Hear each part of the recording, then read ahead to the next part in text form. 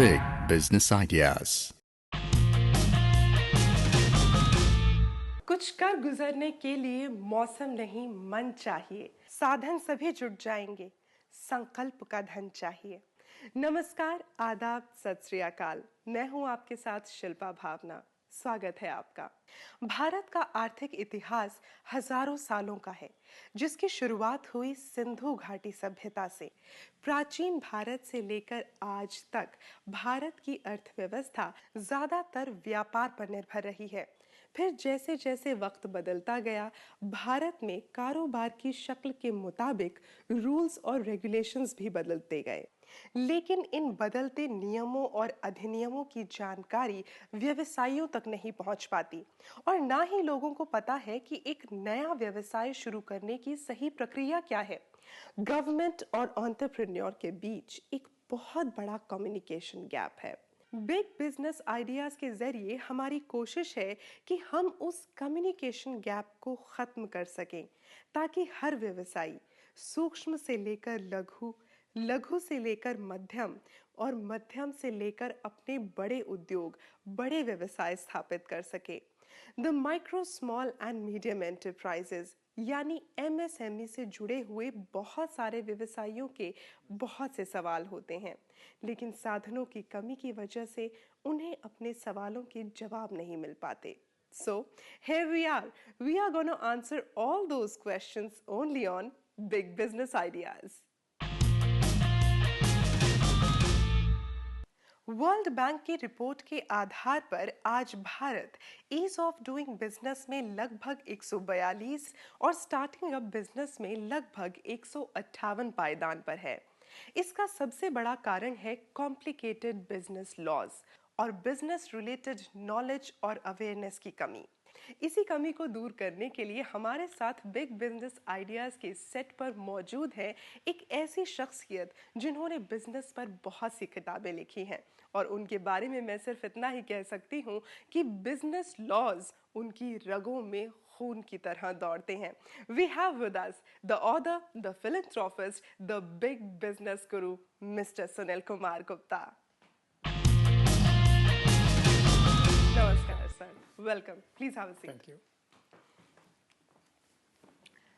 Sir, सबसे पहले तो आपसे हम यही जानना चाहेंगे कि जब हम वर्ल्ड बैंक की रिपोर्ट के बारे में बात करते हैं, क्या मतलब है हमारी इस रैंकिंग का कि हम 142 रैंकिंग पे हैं या 158 रैंकिंग पे हैं? क्या मतलब हुआ इसका?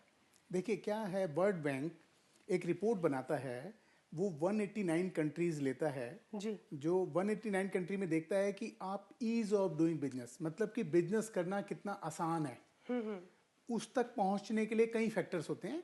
उनमें से एक होता है कि भाई स्टार्ट करना कितना मुश्किल है, कितना आसान है। तो ईज ऑफ डूइंग बिजनेस में सिंगापुर नंबर 1 पे है। जी। सिंगापुर नंबर 1 पे है, और जो आपने बताया अभी 142nd, जी। 142nd पे हम हैं। जी। और हमारे से आगे बांग्लादेश भी हमारे से आगे है, चाइना भी हमारे से आगे है, पाकिस्तान भी हमारे से आगे है। ओके। हाँ, मतलब लेकिन भारत में बिजनेस करना इतना मुश्किल है? इतना मुश्किल है, लेकिन गवर्नमेंट ने अब बहुत सारे नए इनिशिएटिव लिए हैं जिससे कि बिजनेस करना आसान हो जाए। उसी के कारण एक जो रिपोर्ट आई है अभी 2 दिन पहले ही, हमारी रैंकिंग आपको सुन के खुशी होगी कि 142nd से 130th हो गई है। ओह, दैट्स और ब्यूटीफुल। अब बांग्लादेश और पाकिस्तान हमारे पीछे हैं। जी बिल्कुल, और ये मुझे लगता है कि हम सभी के लिए it is a cause for a celebration. Yes. Sir, जब हम लोग बिजनेस की बात करते हैं, व्यापार की बात करते हैं, हर कोई इसे अपने अपने तरीके से डिफाइन करता है। If I ask according to you, business की एक सही डेफिनेशन क्या होती है? देखिए, मैं बिल्कुल सिंपल बताता हूँ आपको जी। कि बिजनेस क्या होता है, किसे हम बिजनेस कह सकते हैं। एनी एक्सचेंज ऑफ गुड्स और सर्विस जी। फॉर ए प्राइस और फॉर ए गुड्स और सर्विस। मतलब कि कोई भी एक्सचेंज, आप किसी को भी सर्विस देती हैं या कोई गुड्स देती हैं, उसके बदले पैसे लेती हैं या गुड्स और सर्विस देती हैं, जी। Within 4 corners of law, जो लॉ में परमिसेबल एक्टिविटी है, सिर्फ उन्हीं में ओके। वो बिजनेस कहलाएगा। जी बिल्कुल। हमने कुछ लोगों से बात की है, we have gone to the sectors, लोगों से हमने बात की कि वो लोग क्या समझते हैं बिजनेस के बारे में। तो आपसे मैं शेयर करना चाहूँगी कि हम लोगों ने पाया कि कुछ लोग हैं जो बिजनेस कर रहे हैं पर उन्हें ये नहीं पता कि कैसे किया जाए। कुछ लोग हैं जिन्हें डर लगता है कि बिजनेस किया जाए या सर्विस की जाए, और कुछ लोग बिजनेस के नाम से एकदम घबरा जाते हैं. So we would like to share that video with you.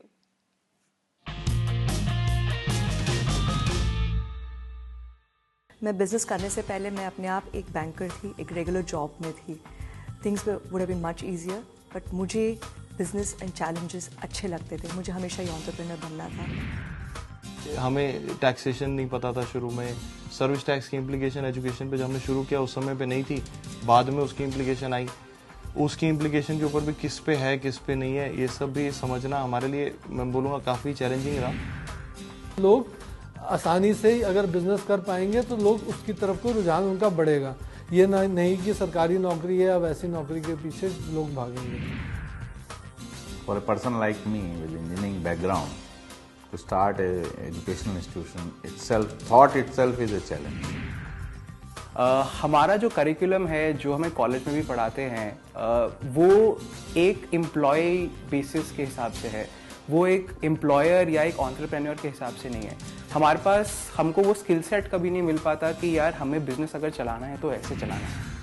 मेरे फैमिली में तो दूर दूर तक कोई डॉक्टर नहीं है, तो मैं तो पहले एज ऑब्वियस गवर्नमेंट में ही जॉब करूंगा, उसके बाद पर्सनल का सोचूंगा आगे का. अगर कोई और लाइन भी ज्वाइन करनी है जुडिशरी के अलावा, जैसे ये चैम्बर्स वगैरह के वर्क्स होते हैं ये होते हैं, तो अपना प्राइवेट वर्क होना चाहिए. I joined investment banking in a multinational corporation.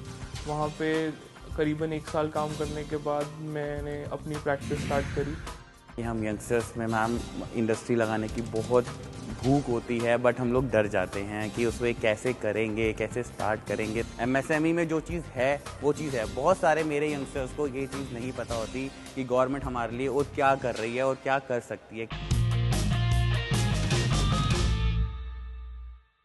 ये सवाल हैं सबके मन में. तो जब हम लोग बात करते हैं चाहे यंगस्टर्स की जो अपना करियर शुरू कर रहे हैं या तो उनकी जो ऑलरेडी काम कर रहे हैं, आपको क्या लगता है क्या प्रेफर किया जाना चाहिए, बिजनेस या सर्विस? देखिए, मुझे लगता है कि बिजनेस करना चाहिए. जैसा भी आपने देखा भी कि एक इंजीनियरिंग बैकग्राउंड से थे, उनका लॉ कॉलेज है जी, तो बिजनेस कर रहे हैं. And completely opposite. और कम्प्लीटली अपोजिट और अच्छा बिजनेस कर रहे हैं. एक लॉ कॉलेज के वो को ओनर हो गए जी. बिल्कुल. डॉक्टर साहब थे जो कि डॉक्टर हैं और एक बड़ा अच्छा इंस्टीट्यूशन चला रहे हैं जी. बिल्कुल. तो इस तरीके से बिजनेस करना चाहिए. पहले आपको कोशिश करनी चाहिए बिजनेस करने की, क्योंकि अगर आप बिजनेस करते हैं तो हम देखते हैं कि आपका अपना तो फायदा है ही है, क्योंकि जब आप बिजनेस कर रहे हैं तो वेल्थ कमा रहे हैं. वेल्थ का मतलब होता है कंडीशन ऑफ वेल बीइंग. कि वेल बीइंग की कंडीशन आपकी होगी अगर आप बिजनेस करेंगे तो आपकी वेल्थ बढ़ेगी. दूसरा, सोसाइटी देखते हैं. अगर आप बिजनेस करते हैं तो सोसाइटी में क्राइम कम होता है, और जो हमारी कंट्री का डेमोग्राफिक है उसमें यंग लोग ज़्यादा हैं, तो उनको जॉब चाहिए. आप बिजनेस करोगे तो उनको अपने साथ लगाओगे, कुछ आपके पार्टनर बनेंगे, कुछ आपके साथ पूंजी लगाएंगे, कुछ आपके साथ टेक्निकल पार्टनर बनेंगे, कुछ आपके एम्प्लॉय बनेंगे जी. तो सबको एम्प्लॉयमेंट मिलेगा जी. और अगर हम कंट्री की बात देखें तो कंट्री के लिए बिजनेस करना बहुत बड़े फायदे की बात है जी. जैसे मैं आपको छोटे से कुछ एग्जांपल देता हूँ सिंपल उसमें. जैसे ही आप बिजनेस करते हैं तो कंट्री का जीडीपी बढ़ता है, मतलब कंट्री की आमदनी बढ़ती है, कंट्री की क्रेडिट रेटिंग बढ़ती है पूरे संसार में. हमारी जो करेंसी है रुपया, जिसकी बहुत हालत खराब है, वो स्टेबल होती है. बिल्कुल. तो अगर हम बिजनेस करेंगे, जीडीपी बढ़ेगा तो वो स्टेबल हो गई. हमारा इंपोर्ट कम होगा, हमारा एक्सपोर्ट बढ़ेगा जी. तो एक्सपोर्ट इंपोर्ट का ये फायदा होता है कि यदि हम इंपोर्ट ज्यादा करने लगे, मतलब पैसा ज्यादा बाहर जाए, एक्सपोर्ट कम करें, पैसा कम आए, तो करंट अकाउंट डेफिसिट हो जाता है. कई लोग समझते नहीं है करंट अकाउंट डेफिसिट क्या है. बिल्कुल सिंपल, मतलब कि आप लोग बाहर से माल ज्यादा मंगा रहे हैं और बेच कम रहे हैं, तो आपका घाटा हो रहा है, तो वो भी पूरा हो जाएगा. बिल्कुल. और कहीं ना कहीं जब हम लोग इस तरह की बात करते हैं तो जहन में एक ही चीज आती है कि जो हमारे देश की हमेशा से एक सभ्यता चली आई है, सर्वे भवन्तु सुखिनः, उसको हम कहीं ना कहीं पूरा कर पाएंगे. सर, जब हम लोग बात करते हैं बिजनेस की तो अल्टीमेटली सबके जहन में ये क्वेश्चन आता है कि बिजनेस के लिए क्या हम सक्षम हैं, क्या हम वो काबिलियत रखते हैं कि हम एक बिजनेस शुरू कर सके. ये सेल्फ असेसमेंट कैसे किया जाए? हाँ, नहीं, ये बहुत अच्छा क्वेश्चन है. आप बिल्कुल ठीक कह रही हैं कि बिजनेस करने के लिए कुछ चीज़ें होनी चाहिए आपके पास. जैसे मैं कभी नहीं कहता कि बिजनेस करने के लिए आपके पास पैसा होना चाहिए. मैं कहता हूँ कि बिजनेस करने के लिए आपके पास कुछ काबिलियत, जैसे कि आप सेल्फ स्टार्टर होने चाहिए जी. सेल्फ मोटिवेटेड होने चाहिए, रिस्क लेने की कैपेसिटी आपके अंदर होनी चाहिए, साथ में आप अच्छे लीडर होने चाहिए. जिससे अपनी टीम को आप एकजुट रख सकें और आगे बढ़ा सकें। बिल्कुल। आपके पास मनी मैनेजमेंट की काबिलियत होनी चाहिए। आप टेक्नोक्रेट हैं या आप प्रोफेशनल हैं या आपके पास कोई और मैनेजमेंट की क्वालिफिकेशन है, तो फिर सोने पे सुहागा हो गया। सोने पे सुहागा वाली बात हो जाती है। लेकिन अगर मान लीजिए आपने जो इतने सारे क्वालिटी ट्रेट्स अगर आपने बताए हैं, उनमें से अगर मेरे पास सभी क्वालिटी ट्रेट्स नहीं है, कुछ हैं, तभी क्या मैं बिजनेस कर सकती हूँ? मैं करता हूँ, बिल्कुल कर सकते हो। देखिए टेक्निकल, मान लीजिए आप टेक्निकल नहीं है जी, कोई दिक्कत नहीं है, टेक्निकल आदमी आप हायर कर सकते हैं। मैनेजमेंट की काबिलियत आपके अंदर नहीं है, कोई फर्क नहीं पड़ता, मैनेजमेंट की काबिलियत आप हायर कर सकते हैं। आपके अंदर जुनून होना चाहिए, आपके अंदर बिल्कुल आप सेल्फ मोटिवेटेड होने चाहिए, आपके अंदर कुछ कर गुजरने की शक्ति होनी चाहिए। जैसे अनुपम ने कहा था जी कि भाई मैं शुरू से, मेरे को चैलेंजेस पसंद थे, मैं चाहती थी चैलेंज लूं, तो आज उसने इतना सक्सेसफुल बिजनेस शुरू कर दिया अपना। बिल्कुल। तो मतलब किसी भी काम को शुरू करने के लिए सबसे पहले हमारा जो जुनून है वो डिसाइड करता है कि हमें कहाँ पे दिशा मिलने वाली है।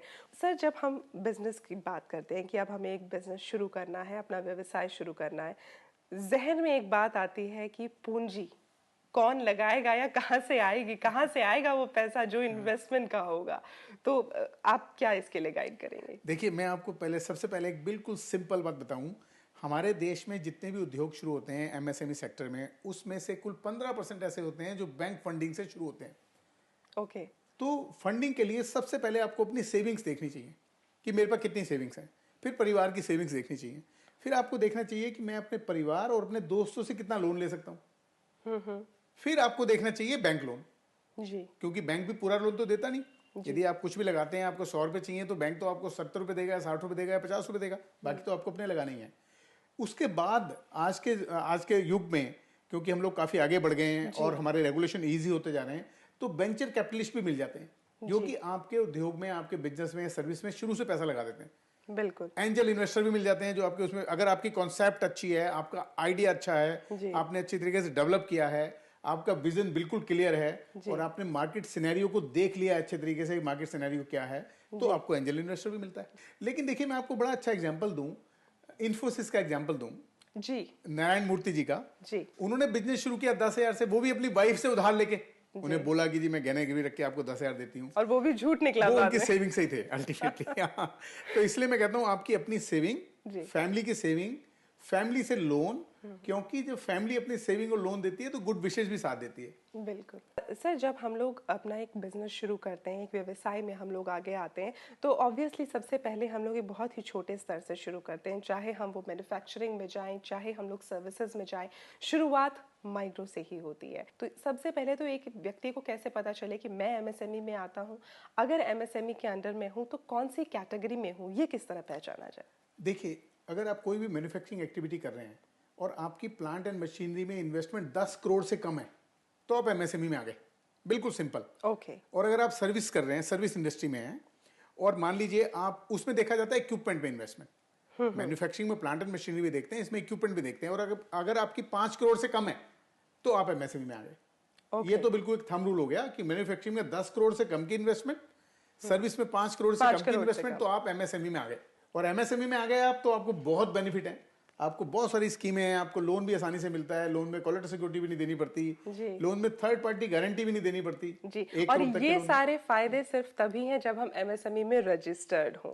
और एमएसएमई में आप रजिस्ट्रेशन किस तरह से करवा सकते हैं, कितना पैसा लगेगा उस रजिस्ट्रेशन के लिए, और वाकई क्या क्या बेनिफिट्स हमें मिल सकते हैं रजिस्ट्रेशन के बाद, इस बारे में हम जरूर बात करेंगे। लेकिन उससे पहले हम ले रहे हैं एक छोटा सा ब्रेक। मिलते हैं आपसे ब्रेक के बाद। देखते रहिए बिग बिजनेस आइडियाज।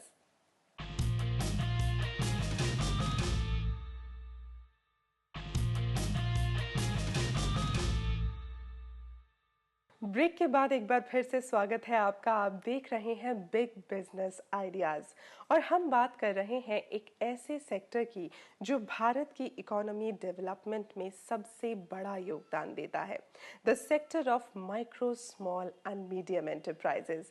और एमएसएमई से जुड़े आपके हर सवाल के जवाब देने के लिए हमारे साथ स्टूडियो में मौजूद है big business guru mister Sunil Kumar Gupta. Sir, break पे जाने से पहले हम बात कर रहे थे एमएसएमई में रजिस्ट्रेशन की। इससे रिगार्डिंग हमने जो उन लोगों से बात की है जो ऑलरेडी काम कर रहे हैं एमएसएमई सेक्टर में, कुछ लोग अनऑर्गेनाइज सेक्टर में भी काम कर रहे हैं, हमने बात की है। वी फाइंड आउट समथिंग आपके साथ शेयर करना चाहेंगे, please have a look.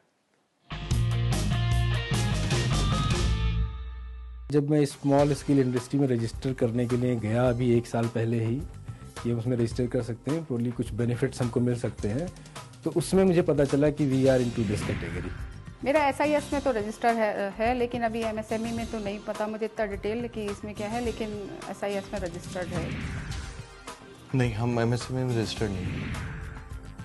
पिज़ाली creations MSME में रजिस्टर्ड है। हमने इसके बहुत सारे फ़ायदे भी उठाए हैं, जैसे कि जब हमने कंपनी सेटअप किया था तो जितने भी हमने इंपोर्टेड मशीन्स ली है इसके अगेंस्ट हमें ड्यूटी का बेनिफिट मिला है।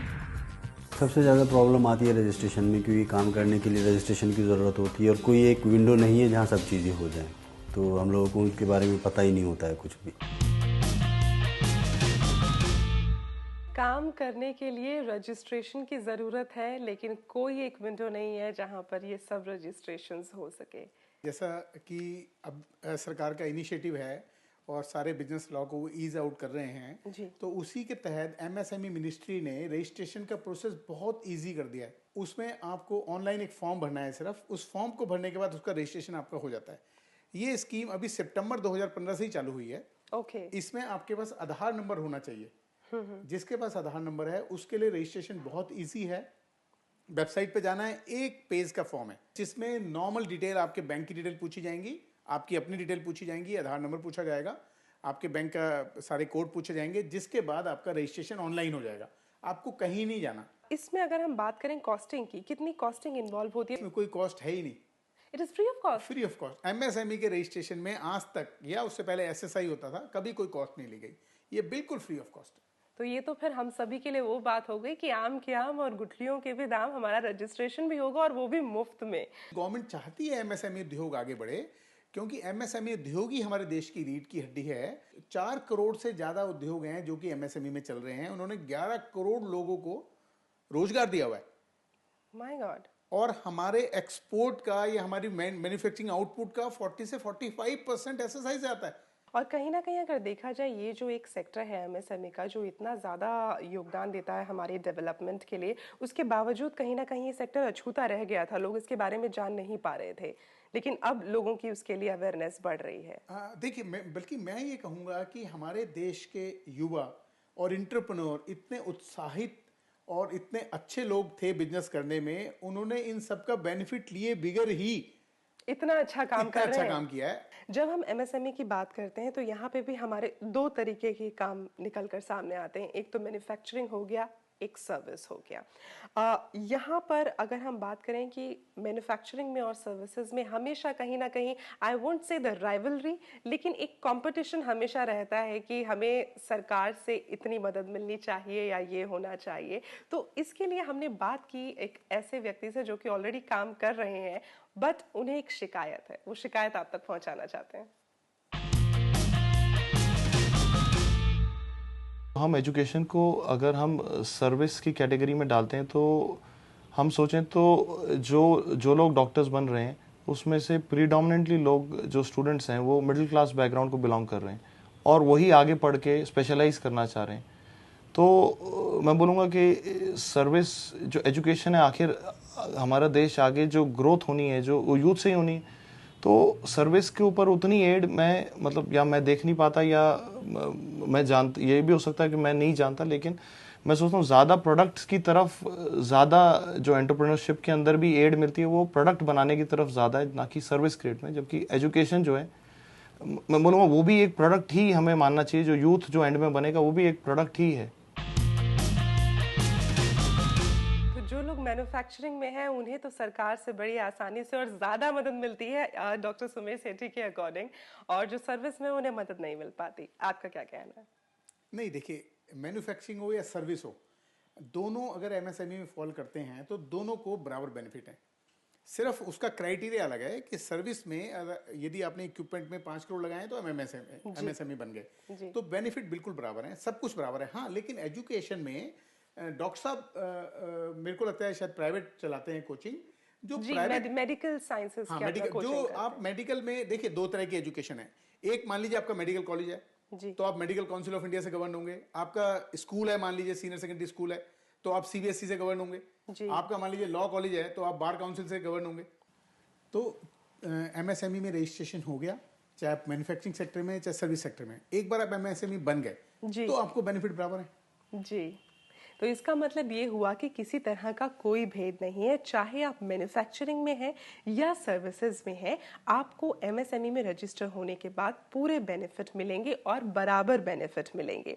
फिलहाल हम एक ब्रेक ले रहे हैं, लेकिन ब्रेक के बाद हम बात करेंगे उन व्यवसायियों के बारे में जो छोटे कस्बों या छोटे शहरों में रहकर मेट्रो सिटीज में अपने बिजनेस को इस्टेब्लिश करना चाहते हैं। So see you after the break.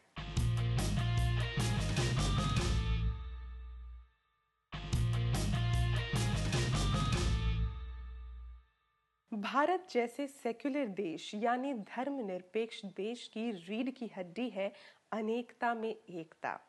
चाहे आपका कोई भी धर्म हो, आप किसी भी जात से हो, अमीर हो या गरीब हो, हमारा संविधान सभी को बिजनेस करने का पूरा अधिकार देता है। और ये बिजनेस कैसे किया जाए, ये बताने के लिए हमारे साथ स्टूडियो में मौजूद हैं big business guru mister Sunil Kumar Gupta. तो सर, आपसे ये जानना चाहेंगे कि जो लोग मेट्रो सिटीज़ में रह रहे हैं उनके लिए बिजनेस करना उसी सिटी के अंदर it is much easier for them, लेकिन जो लोग हमारे देश के छोटे कस्बों में या फिर दूर दराज रह रहे हैं, जैसे अगर हम बात करें जम्मू कश्मीर की या फिर नागालैंड, इम्फाल में कुछ लोग रह रहे हैं, वहाँ से अगर लोग मेट्रो सिटीज़ में बिजनेस करना चाहते हैं तो कैसे कर सकते हैं?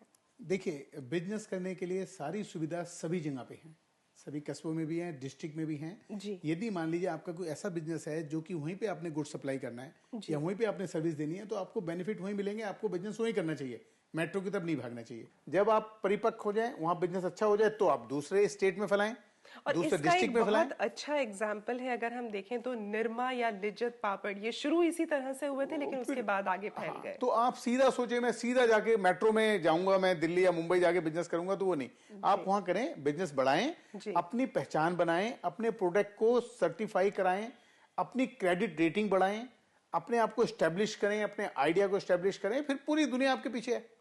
लेकिन हमने कुछ ऐसे लोगों से भी बात की है जो भारत से बाहर रहते हैं, लेकिन वो भारत में अब काम करना चाहते हैं, इंडियंस हैं, एनआरआईज हैं, बट अब वो यहाँ पर काम करना चाहते हैं। लेकिन जब हमने उनसे बात की तो we found something really shocking, आपको दिखाना चाहेंगे।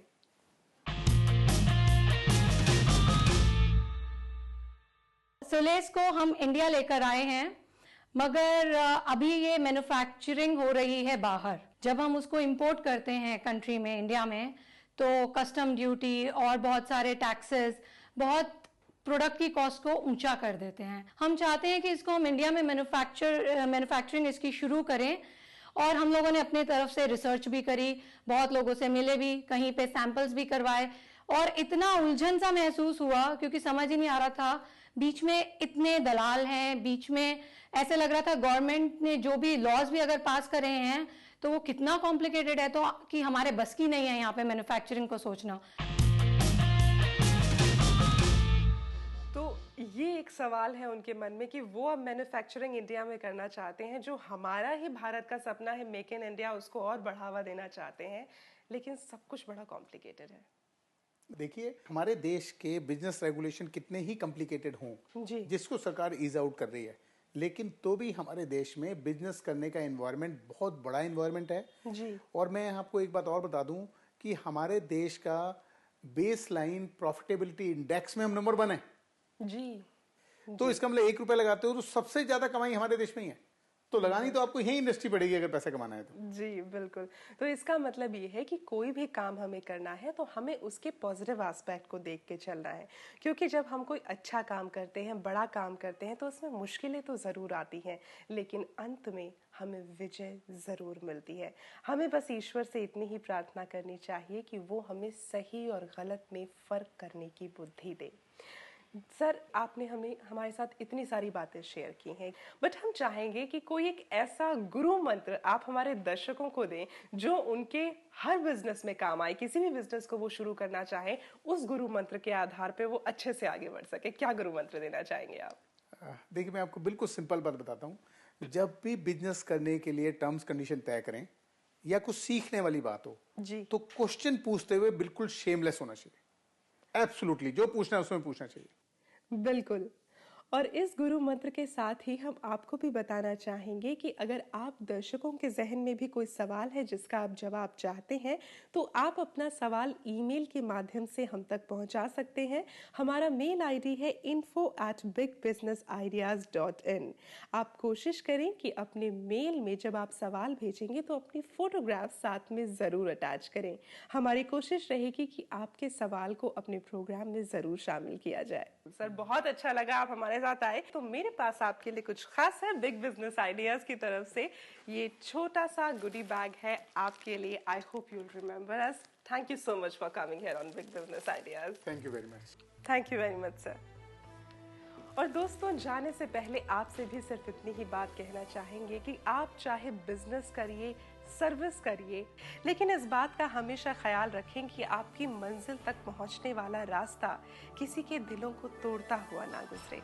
अगले हफ्ते फिर मुलाकात होगी आपसे। देखते रहिएगा हमारे साथ बिग बिजनेस आइडियाज। मैं हूं शिल्पा भावना, आपसे ले रही हूं इजाजत। जय हिंद। Big Business Ideas.